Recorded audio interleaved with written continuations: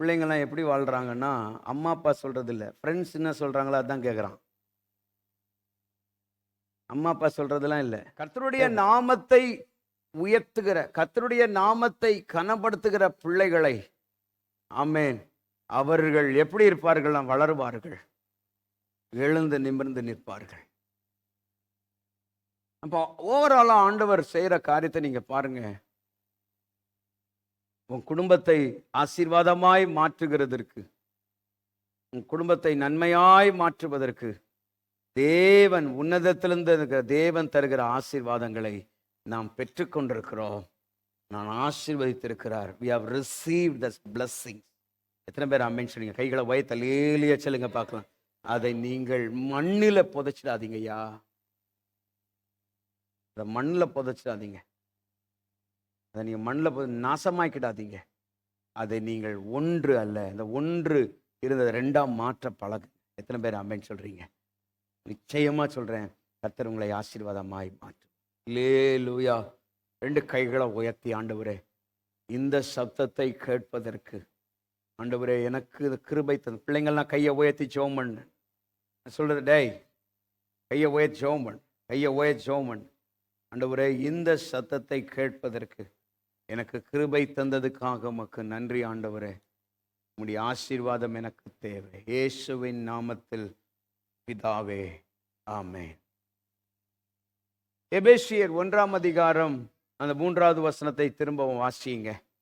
கர்த்தராகிய இயேசு கிறிஸ்துவின் பிதாவாகிய தேவனுக்கு ஸ்தோத்திரம். பிதாவாகிய தேவனுக்கு ஸ்தோத்திரம். அவர் கிறிஸ்துவுக்குள் உன்னதங்களிலே, அவர் கிறிஸ்துவுக்குள் உன்னதங்களிலே ஆவிக்குரிய சகல ஆசீர்வாதத்தினாலும் நம்மை ஆசீர்வதித்திருக்கிறார். ஆவிக்குரிய சகல ஆசீர்வாதங்களினாலும் நம்மை ஆசீர்வதித்திருக்கிறார். அல்லேலூயா. இந்த சகல ஆசீர்வாதங்களில் தான் ஒரு 3 ஆசீர்வாதங்களை நம்ம பார்க்க போறோம். சரியா? இந்த எபேசியர் 1ஆம் அதிகாரம் 5-6 வசனத்தை வாசிக்கும்படி கேட்கிறேன். பிரியமானவர்களுக்குள் தாம் நமக்கு தந்தருளின தம்முடைய கிருபையின் மகிமைக்கு புகழ்ச்சியாக, தம்முடைய தயவுள்ள சித்தத்தின்படியே நம்மை இயேசு கிறிஸ்துவின் மூலமாய் தமக்கு சுவிகார புத்திரராகும்படி முன்குறித்திருக்கிறார். அவருடைய கிருபையின் ஐஸ்வரியத்தின்படி. போதும். Praise God. அல்லேலூயா.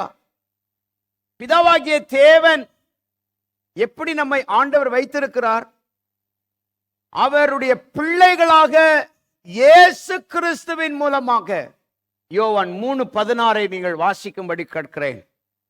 தேவன் தம்முடைய ஒரே பேரான குமாரனை விசுவாசிக்கிறவன் எவனோ அவன் கெட்டு போகாமல் நித்திய ஜீவனை அடையும்படிக்கு அவரை தந்தருளி இவ்வளவாய் உலகத்தில் அன்பு கூர்ந்தார். கைகளை வைத்து அல்லேலூயா சொல்லுங்க பார்க்கலாம். அப்ப இயேசு கிறிஸ்துவை விசுவாசிக்கிறவன், இயேசு கிறிஸ்துவை விசுவாசிக்கிறவன், ஸ்தோத்திரம், ஆமென், கெட்டவனா மாற மாட்டான். இயேசுவை விசுவாசிக்கிறவன் நித்திய வாழ்வை அடைவான். இயேசுவை விசுவாசிக்கிறவன், ஆமென், அவன் பிழைப்பான். இயேசுவை விசுவாசிக்கிறவன் அவனுடைய வாழ்க்கை செழிக்கும்.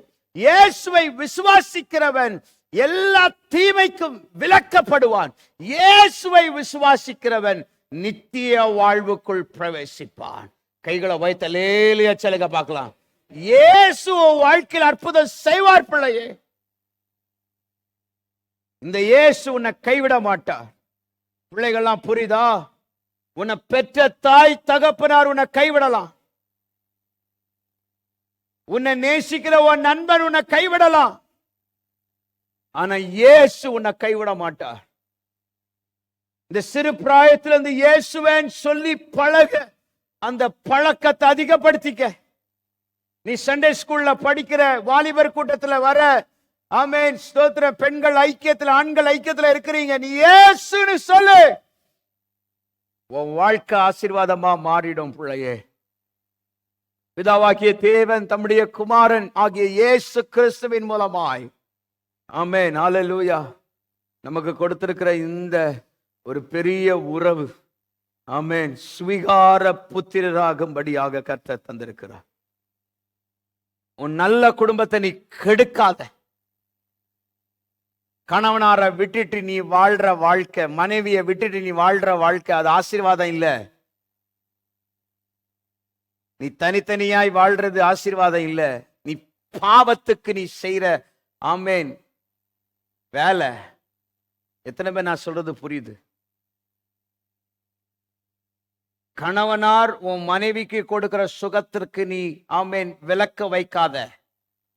மனைவி உன் கணவனாருக்கு கொடுக்கிற சுகத்துக்கு நீ விலக்கு வைக்காத.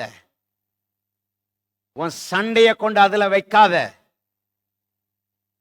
நீ ஆசீர்வாதமா இருக்க முடியாது. நீ ஆசீர்வாதமா இருக்க முடியாது. வா, உனக்கு நான் வேட்டு வைக்கிறேன். நீ நல்ல, ஆமென், வாழ்கிறதான காரியம் அல்ல உன் வாழ்க்கை. ஆமென், ஆண்டவர் ஆசீர்வாதமாய் வைப்பதற்காக கர்த்தர் தருகிறதான ஒரு பெரிய மேன்மை. எத்தனை பேர் ஆமென் சொல்லி? நீ விசுவாசித்தால் தேவனுடைய மகிமையை காண்பாய். ஆமென். கைகளை உயர்த்தல் எலியா சொல்லுவோமாக. நீ சுவிகார புத்திரராகும்படியாக கர்த்தர் ஆகிய இயேசு கிறிஸ்துவின் மூலமாய் நீங்கள் தெரிந்து கொள்ளப்பட்டீர்கள். 1 கொரிந்தியர் 6ஆம் அதிகாரம் 20வது வசனத்தை வாசிங்களேன். 1 கொரிந்தியர் 6 20வது வசனத்தை வாசிங்க. கிரயத்துக்கு கொல்லப்பட்டீர்களே, கிரயத்திற்கு கொல்லப்பட்டீர்களே, ஆகையால் தேவனுக்கு உடையவர்களாகிய உங்கள் சரீரத்தினாலும் உங்கள் ஆவியினாலும் தேவனை மகிமைப்படுத்துங்கள். உங்கள் சரீரத்தினாலும் உங்கள் ஆவியினாலும் தேவனை மகிமைப்படுத்துங்க. எத்தனை பேர் ஆமென் சொல்றீங்க? ஆண்டவர் தந்திருக்கிற இந்த நீங்க கிரயத்திற்கு உங்களை ஸ்தோத்திரம் புத்திரராக ஆண்டவர் தெரிந்தெடுத்திருக்கிறார். ஸ்வீகார புத்திரராக உங்களை தத்தெடுத்திருக்கிறார் ஆண்டவர். அது சும்மா இல்ல, விலக்கிரயம் கொடுத்திருக்கிறார். விலக்கிரயம் கொடுத்து உங்களை பிள்ளைகளாக ஆண்டவர் தெரிந்து கொண்டிருக்கிறார். நான் சொல்றது எத்தனை பேர் புரியுது? புரிந்தவங்க கைகளை வைத்தாலுமே அல்லேலூயா சொல்லுங்க பார்க்கலாம். அவ்வளவு பேர் ஆண்டவர் சொல்லுகிற வார்த்தை இங்க கவனிங்க. ஆமென். கிரயத்திற்கு கொல்லப்பட்டீர்கள், ஆகையால் தேவனுக்கு உடையவர்களாகிய உங்கள் சரீரத்தினாலும் உங்கள் ஆவியினாலும் தேவனை மகிமைப்படுத்துங்கள். நான் சொல்றது புரியுதா? அப்போ கிரயத்திற்கு கொல்லப்பட்டீர்கள் என்று சொன்னால் நீங்க இல்ல, ஆமென், நீங்க உங்க உச்சந்தலை முதல் கொண்டு உள்ளம் பாதம் வரைக்கும் நீங்க யாருக்கு சொந்தம்? யாருக்கு சொந்தம்? ஏசப்பா தான் ஏன் அப்பா. எனக்கு கர்த்தர் கொடுத்திருக்கிறதான இந்த கிருபை, எனக்கு கர்த்தர் கொடுத்திருக்கிற இந்த ஆசீர்வாதம், எனக்கு கர்த்தர் தந்திருக்கிற இந்த பெரிய மேன்மை, இதை நான் அடைஞ்சிருக்கிறேன். இந்த ஆசீர்வாதத்தை நான் பெற்றிருக்கிறேன். என்ன கர்த்தர் ஒரு நாளும் கைவிட மாட்டார். என்ன ஒரு நாள் வெக்கப்பட விட மாட்டார். எத்தனை பேர் ஆமென் சொல்றீங்க? அப்போ ஆண்டவர் சொல்றாரு, எப்பா உன் சரீரம் எனக்குரியதில்ல, உனக்குள்ள ஆவி எனக்குரியதில்ல, நான் தானே உனக்கு கொடுத்தேன், நீ அதன் மூலமாக என்னை மகிமைப்படுத்துப்பா. எத்தனை பேர் அதன் மூலமா என்னை மகிமைப்படுத்து? உன் சரீர பிரயாசத்தின் மூலமா என்னை மகிமைப்படுத்து. உன் ஆவிக்குரிய வாழ்க்கையினாலே நான் மகிமைப்படுத்து. எத்தனை பேர் ஆமென் சொல்றீங்க? ஆமென். ஆவிக்குரிய வாழ்க்கை, உன் சரீர முயற்சி, பிரயாசப்படு, நீ வள. ஆண்டவர் எதை ஆண்டவர் யார கனம் பண்றாரு? யார கனம் பண்ணாரு? 5 வாங்கினவன்ல 5 வாங்கி இன்னொரு 5 சம்பாதிச்சவன் தான் கனம் பண்ணார். கரெக்டா வைத்தால் இல்லையா சொல்லுவாங்க. நீ பிரயாசப்படு, தேவன் தந்திருக்கிற அன்புக்காக பிரயாசப்படு. முகப்பேர் தெரியாதவர்கள் ஸ்தோத்திரம், ஆமென், ஆமென், அவர்களுக்காக ஜெபிக்க பிரயாசப்படு, அவங்களை நேசிக்க பிரயாசப்படு. நான் சொல்றது எத்தனை பேர் ஆமென் சொல்றீங்க? ஆமென். முயற்சி பண்ணு, சமாதானத்தை உண்டு பண்ணுங்க. நீடிய பொறுமையா இருங்க. ஒன்னு வார்த்தை சொல்ற 10 வார்த்தை எழுத்து பேசாத. நீ பிரயாசப்படு. நான் சொர்ணம் இல்ல, எனக்கு சொர்ணம் இருக்குது. உனக்கு சொர்ணம் இருந்து ஒரு பிரயோஜனம் இல்லை. எல்லாம் சொல்லுங்க, ஈனமான சூடு சொர்ணம் வெக்கம் நமக்கு இருக்கக்கூடாது. அசுக்கு புசுக்கு அதெல்லாம் அப்படிலாம் எதுக்கு பாஸ்டர்? அதெல்லாம் எனக்கு சொர்ணம் இருக்கு, நான் உப்பு போட்டு தான். நீ உப்பு போட்டு தான் சாப்பிடு, ருசியா தான் சாப்பிடு. ஆனா ஆண்டவர் இந்த ஆசீர்வாதத்தை தந்திருக்கிறார். எத்தனை பேர் ஆமென் சொல்றீங்க? உன் சமாதானம் ஆமென் பெருகணும்னு சொன்னா, உன் சந்தோஷம் பெருகணும்னு சொன்னா, கோவப்படுறவங்க கிட்ட நீ கோவமா பேசாத. புரியுதா நான் சொல்றது? நீங்க பெத்த பிள்ளைதான். நீங்க அப்படியே தாலாட்டி பெத்த பிள்ளை தான். நான் சொல்றது புரியுதா? அந்த பிள்ளை வளர்ந்துச்சுன்னா அது கோவப்படுத்துற மாதிரி பேசினா அவன் நம்பணும், அப்படியே மறப்பான். அவன் என்ன பத்தியா முறைக்கிறான் பார், முறைக்கிறான் பார், முறைக்கிறான் பார். அவனுக்கு கனம் பண்ணுங்க. நான் சொல்றது எத்தனை பேர் புரியுது? புரிந்தவங்க கையில உயர்த்தி ஆமே. உங்களுக்கு புரியல, பரவாயில்ல, எல்லாமே புரியுற மாதிரியா இருந்தா என்ன? சரி கொடுங்க, ரைட், ஓகே.